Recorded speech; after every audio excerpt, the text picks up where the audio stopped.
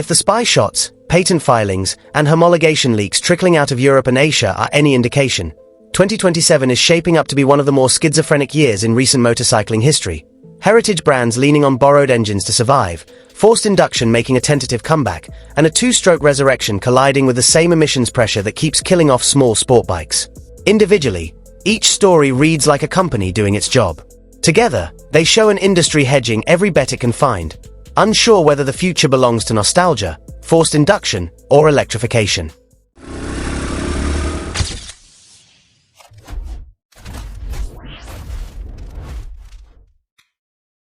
KTM's contribution is the least dramatic, and probably the most trustworthy. The Austrian firm is reworking its adventure touring range from both ends. The 690 Rally, wrapped in darker replica livery, is built on last year's 690 Enduro. The same 693cc, LC4 single, still the most powerful production thumper on sale, now sitting inside a bigger tank with a passenger-friendly seat.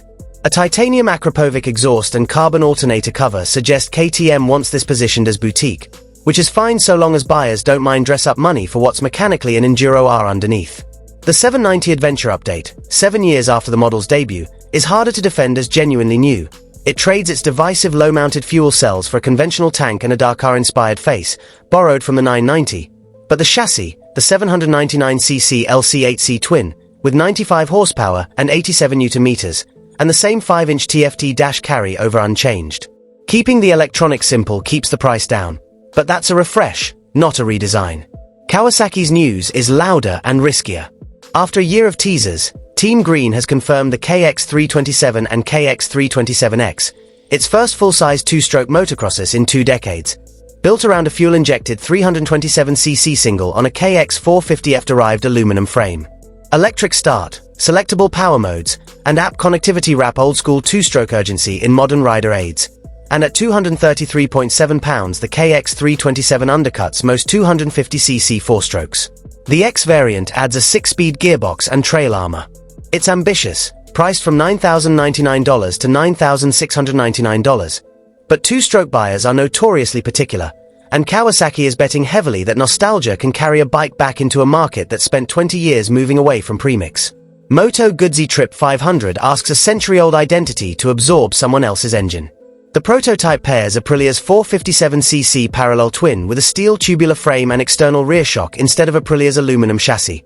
A deliberate shift toward Café Terrace comfort over race replica urgency. Guzzi's engineers deserve credit for resisting a straight rebadge, reworking the exhaust note and styling around the brand's eagle-inspired LED signature. Whether that's enough to satisfy a fanbase that worships the transverse V-twin is the question nobody at Mandello del Lario wants to answer out loud. Guzzi's second 2027 story is stranger, and more consequential if the patents hold up. Having killed its 1,380cc California and Eldorado cruisers under Euro 5 in 2020, the brand is reportedly plotting their return via mild hybrid power, an electric motor nested between the cylinders, doubling as generator and starter, capable of silent running or a torque-boosting combined mode. The engineering is clever, down to a semi-automatic gearbox aimed at buyers eyeing Honda, Yamaha, and BMW. The obvious problem is weight, and Guzzi's claim the package won't grow larger than a standard V-twin needs to survive an actual scale before anyone believes it.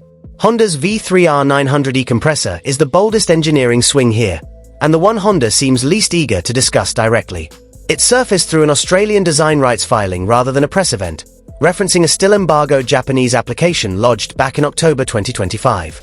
The supercharged V3 layout is unlike anything else in Honda's range, and the company claims output to rival a 1,200cc naturally aspirated engine, a striking number attached to zero hard figures. Forced induction has a mixed history on production bikes, plagued by reliability issues that rarely match the marketing, and leaving the engine fully exposed reads as much like a distraction from that uncertainty as confidence in the hardware. Suzuki's GSX-250R revival is the most emissions-driven story of the batch. Chased out of Europe by Euro 5 years ago, the parallel twin returns via Chinese homologation and a new variable valve timing system that lifts output from 25 to nearly 29.2 horsepower. That's meaningful for a 250, but it arrives on a chassis and engine casing otherwise carried over from the outgoing bike, with a new TFT dash doing most of the work of feeling current. Suzuki is launching it in China this July via its Haojue partnership. Whether it's enough to clear Europe again is still unanswered. What happens between now and dealership floors in 2027 will separate genuine engineering stories from marketing ones. KTM 790 and Guzzi's Trip 500 look production ready enough to trust. Kawasaki's 2-stroke and Suzuki's 250 will live or die on pricing and emissions paperwork that hasn't fully cleared. Honda's supercharged V3 and Guzzi's hybrid cruiser, for now, still no guarantee either survives the gap between a clever filing and a bike that reaches a showroom.